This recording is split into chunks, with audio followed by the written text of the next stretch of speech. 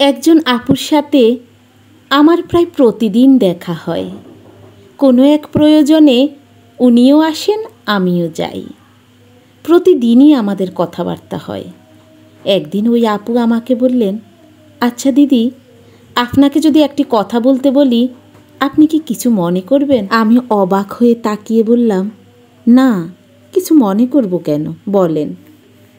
তারপর উনি কিছুক্ষণ চুপ থেকে একটি কষ্টের হাসি দিয়ে আমাকে বললেন, ওই যে দেখছেন না আপুটা, আচ্ছা দিদি বলেন তো, ওই আপুটার থেকেও কি আমি বেশি কালো দেখতে? আমি কি ওনার থেকেও বেশি খারাপ দেখতে? আমি অবাক দৃষ্টিতে আপুর দিকে তাকিয়ে বললাম, এ আবার কেমন কথা? কি হয়েছে আপনার? দেখে আপুর চোখ দুটো ছলছল করছে। আমার খুব খারাপ লাগছিল।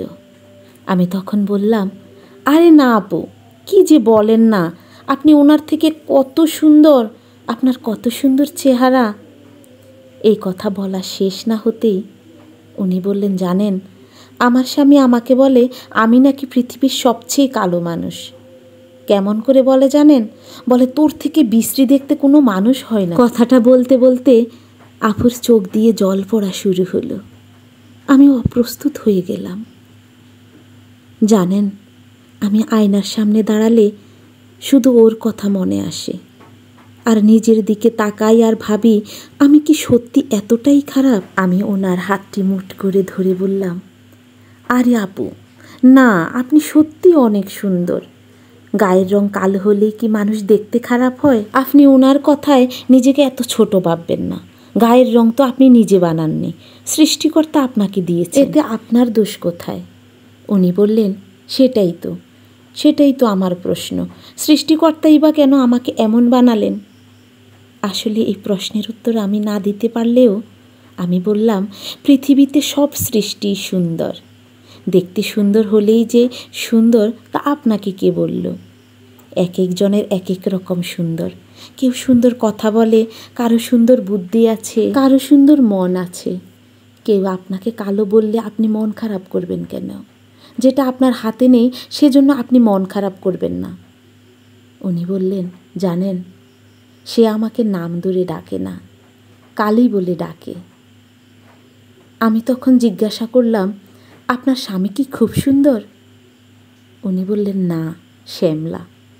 তখন আমি ওনাকে বললাম, আপনি একটি কাজ করবেন, আজকে থেকে ওনাকে শ্যামলা বলে ডাকবেন। বিষাদ মুখে একগাল হাসি এনে ওনার জীবনের গল্প বলা শুরু করলেন। ওনার জীবনের গল্পটা সত্যিই হৃদয় বিদারক। সেই গল্পটা অন্য কোনো ভিডিওতে শোনাবো। তবে কোনো মানুষকে তার গায়ের রং, চেহারা বা শরীরের গড়ন নিয়ে কথা শোনানো ঠিক না, কারণ এর মধ্যে একটাতেও আমাদের হাত নেই। আমরা দেখতে অনেক সুন্দর হলেও সেখানে যেমন অহংকারের কিছু নেই, তেমনি দেখতে সুন্দর না হলেও অপমানের কিছু নেই। শুধু একটি কথা ভাবুন, ওই মানুষটার জায়গা যদি আপনি থাকতেন, আপনার কেমন লাগতো? কষ্ট কি হতো না? বুকটা ফেটে যেত না? যেহেতু কোনো মানুষকে সুন্দর করে তৈরি করা আমাদের ক্ষমতার মধ্যে নেই, তাহলে তাকে ছোট করে কথা বলার অধিকারই বা আপনাকে কে দিয়েছেন? হয়তো অনেকেই বলবেন, প্রতিবাদ করলেই তো হয়। আসলে প্রতিবাদ করার মতো অবস্থানে সবাই থাকে না। আবার বলবেন, কারো কথায় মন খারাপ করার কি আছে? আসলে আমরা অন্যজনকে ঠিক এই পরামর্শটাই দিই, কিন্তু যতই আমরা বলি না কেন, মনটা ঠিকই খারাপ হয়। হয়তো শুনতে শুনতে কারো সহ্য হয়ে যায়, কেউ বা সহ্য করতে পারে না। খারাপ সবারই লাগে।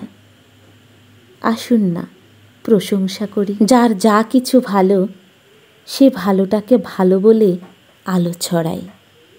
মানুষের গুণের প্রশংসা করি, ভালো কাজের প্রশংসা করি, ভালো কিছু অর্জনের প্রশংসা করি, ভালো ব্যবহারের প্রশংসা করি।